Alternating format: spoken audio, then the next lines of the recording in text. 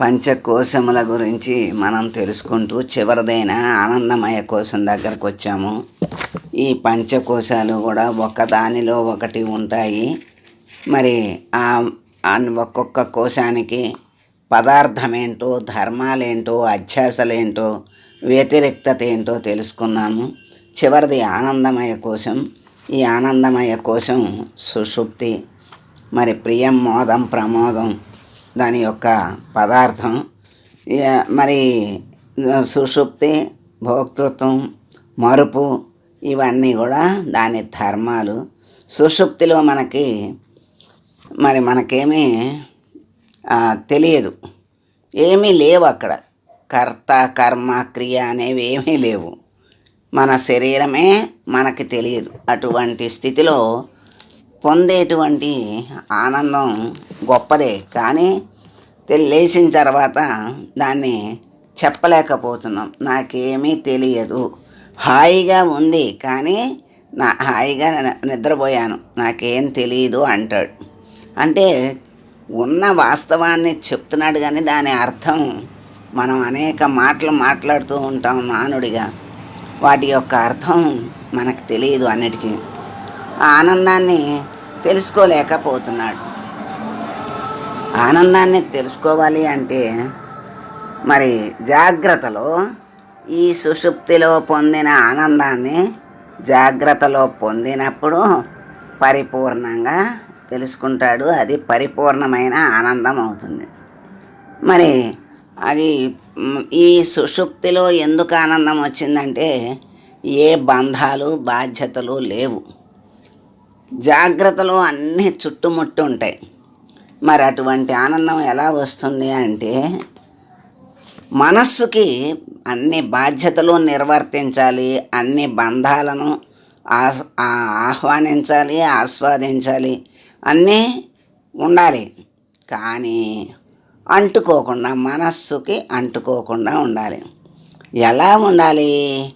మరి బురదలో పుట్టిన కమలం బురదలోనే పెరుగుతుంది, బురదలోనే ఉంటుంది. కానీ స్వచ్ఛంగా అందరికీ ఆనందాన్ని కలిగిస్తూ, నయనానందాన్ని కలిగిస్తూ, మనస్సుకి ఆనందాన్ని కలిగిస్తూ, ప్రకాశవంతంగా చక్కగా మరి ఏ మాత్రం ఒక రేణువు కూడా బురద అంటుకోకుండా అది బయటకు వచ్చి విచ్చుకొని చక్కగా అందరికీ ఆనందాన్ని ఇస్తుంది. అటువంటి స్థితి మనకు రావాలి. అప్పుడు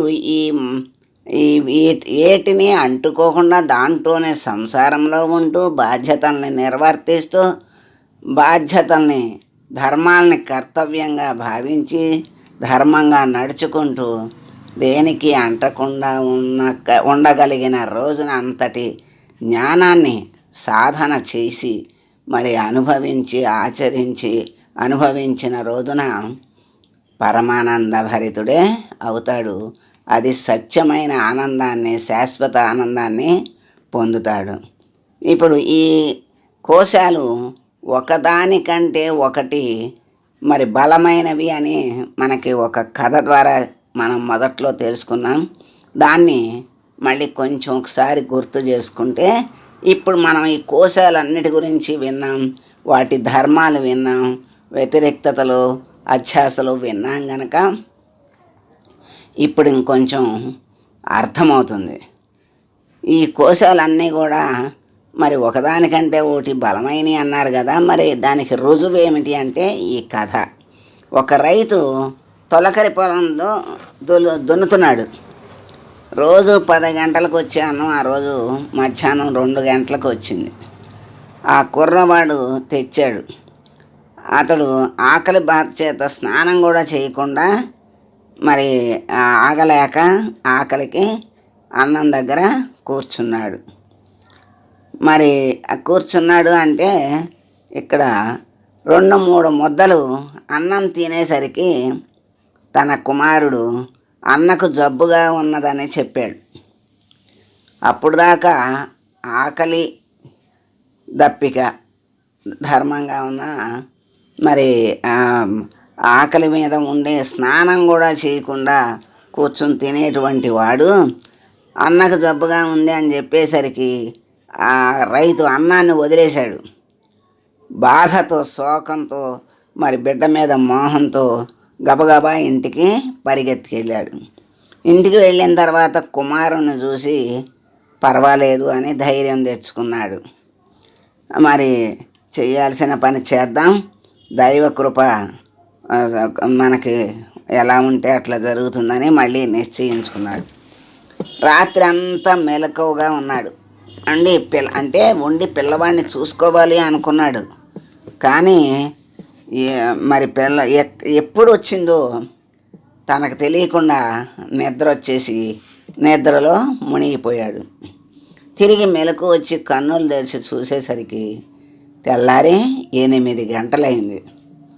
మరి భోజనానికి మరి స్నానం చేయకుండానే భోజనానికి కూర్చున్నాడు కనుక అన్నమయ కోశం కంటే ఆకలి దప్పులే తన ధర్మంగా కలిగిన ప్రాణమయ కోశం ఎక్కువ బలము కలది అని అర్థమైంది.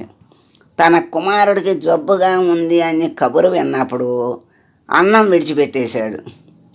దీనముఖంతో ఇంటికి వెళ్ళాడంటే ప్రాణమయ కోశం కన్నా శోకమోహాలే తన ధర్మంగా కలిగిన మనోమయ కోశం ఎక్కువ బలం గలది అని అర్థమైంది. ఇంటికి వెళ్ళి కుమారుణ్ణి చూసిన తర్వాత మరి పర్వాలేదు అని ధైర్యం వచ్చి ఈశ్వరుని కృప అనుకున్నాడు. మా పిల్లల్ని చక్కగా రాత్రి అంతా చూసుకుందాము అనుకున్నాడు. మరి అటువంటి అది విజ్ఞానమయ కోశ బలం ఎక్కువ అని అర్థమైంది. మరి తెల్లవారే చూద్దామనుకున్నవాడు మళ్ళీ నిద్రలో తెలియకుండా మునిగిపోయాడు. ఎప్పుడో తెల్లారి 8 లేచాడు. అంటే విజ్ఞానమయ కోశం కంటే మరుపే ప్రధానంగా స్వభావంగా కలిగిన ఆనందమయ కోశమే ఎక్కువ బలం గలది అని ఈ కథ ద్వారా మనకి తెలియజేశారు. మనం మొదట్లో విన్నాం కానీ అప్పుడు ఇవన్నీ తెలియవు కదా విషయాలు. ఇప్పుడు విషయాలన్నీ తెలుసుకున్న తర్వాత ఈ కథ మనకి బాగా అర్థమవుతుంది. ఏ కోశాలు ఒకదానికంటే ఒకటి ఎలా బలమైనవో మనకి అర్థమైంది. అన్యోన్యాధ్యాస ఎలా కలిగింది అంటే మరి ఒక వస్తువు ధర్మాన్ని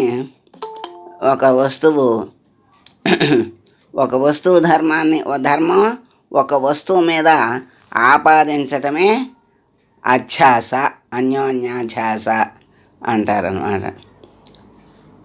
దానికి మరి ఉదాహరణ, మనం వెళ్ళే రైలు కదులుతుంటే అదేమో కదలనట్టు, మనం చక్కగా కదలకుండా ఉన్నట్టు, ఆ పక్కన చెట్లు అవి వెళ్ళిపోతున్నట్టు, కదిలిపోతున్నట్టు మనం అనుకుంటాం. అదే అధ్యాస. అంటే కదిలే రైలునేమో కదలని భావం, మరి కదలని చెట్లని వాటిని పక్కన రోడ్డు మీద ఉన్నటువంటి వాటిని కదులుతున్నాయి అని ఆపాదించడమే అధ్యాస అన్నారు. మరి విచారణ చేస్తే మనమే వెళ్తున్నాం, మన రైలు కదులుతోంది, మనమే దూరం వెళ్తున్నాం, అవి అక్కడే ఉన్నాయి అనేది తెలుసుకోవటమే దాని యొక్క వ్యతిరేక్తత అన్నారు. ఇప్పుడు ఆనందమయ కోశం నిన్న మనం ఈ కథ వల్ల 5 కోశాల విషయాలు తెలుసుకున్నాం. ఆనందమయ కోశం స్ఫూర్తి, వృత్తి, లయకాలంలో సుషుప్తిలో మరి ప్రకటన అంటే తెలుస్తుంది. అట్లాగే ఆనందానుభవం ఎప్పుడు పరిపూర్ణమైన ఆనందానుభవం ఎప్పుడు కలుగుతుంది అంటే ఇవన్నీ లయమైనప్పుడే, వృత్తులు, ధర్మాలు, కర్మలు లయమైనప్పుడే కనపడతాయి, ఆనందం కలుగుతుంది. కానీ సుషుప్తిలో అన్ని లయమైనా మనకు కనిపించట్లేదు, తెలియట్లేదు. అదే ఆనందాన్ని మన సంసార జీవితం నడుపుతూ మరి పద్మంలాగా ఈ సంసారానికి అంటుకోకుండా కృష్ణ పరమాత్మ భగవద్గీతలో చెప్పినట్లుగా మరి నిష్కామ కర్మ వల్లే అది సాధ్యమవుతుంది. దానికి ఫలితాన్ని ఆశించకుండా చేసేటువంటి పని వల్లే మనకి ఆనందం లభిస్తుంది. ఫలితాన్ని ఆశించినప్పుడు అది రాకపోతే మనకి ఆనందం లభించదు, ఎప్పటికీ లభించదు. కనుక నిష్కామ కర్మే దానికి మార్గం అని చెప్పాడు. అట్లాగే నిష్కామ కర్మల్ని ఆచరిస్తూ వేటిని అంటుకోకుండా పరమాత్మ ఈ కోశాలన్నిటినీ దాటి వ్యతిరిక్తత అంటే ఇది నేను కాదు, ఇది నేను కాదు, ఇది నేను కాదు, అన్నమయ కోసం నేను కాదు, ప్రాణమయ కోసం నేను కాదు, మనోమయ కోసం నేను కాదు, విజ్ఞానమయ కోసం నేను కాదు, ఆనందమయ కోసం కూడా నేను కాదు. నేనెవరిని? సచ్చిదానంద స్వరూపుణ్ణైన పరమాత్మను అని ఆ అసలైన మరి ఆ పదార్థాన్ని అంటే ఆ ఉన్న సత్యమైనటువంటి ఆ ఆత్మను తెలుసుకోవటమే ఆనందమయ కోశ వ్యతిరిక్తత. పరమాత్మ ఎటువంటి వాడు? స్వయం ప్రకాశుడు, మరి పంచకోశాలకు విలక్షణంగా ఉండేవాడు, అవస్థాత్రయాలకి సాక్షిగా ఉండేటువంటి వాడు, నిర్వికారుడు, నిరంజనుడు, సదానంద స్వరూపుడు అయినటువంటి ఆత్మే నేను అని తానుగా తెలుసుకోవటమే ఆనందమయ కోశ వ్యతిరిక్తము అన్నారు. ఇది ఇంతటితో పంచకోశముల యొక్క వివరణ మనం తెలుసుకున్నాం. మనలోనే ఉన్నవి, ఆత్మను కప్పి ఉన్నవి అని ఈరోజు మనం మన ఆత్మను తెలుసుకోనివ్వకుండా ఉన్నటువంటి ఆ పంచకోశాల గురించి, వాటి బలము ఎంత ఉంది, వాటిని ఎలా వాటికి వ్యతిరేక్తత ఎలా తీసుకురావాలి అనేది మనకి పంచకోశాల ద్వారా తెలియజేశారు, తెలుసుకున్నాము. తెలియజేసిన వారికి నమస్కారాలు చేసుకుందాం. మరి మంగళం చెప్పుకుందాం. మంగళం గురుదేవాయ మహనీయ గుణాత్మనే సర్వలోక శరణ్యాయ సాధురూపాయ మంగళం. ఓం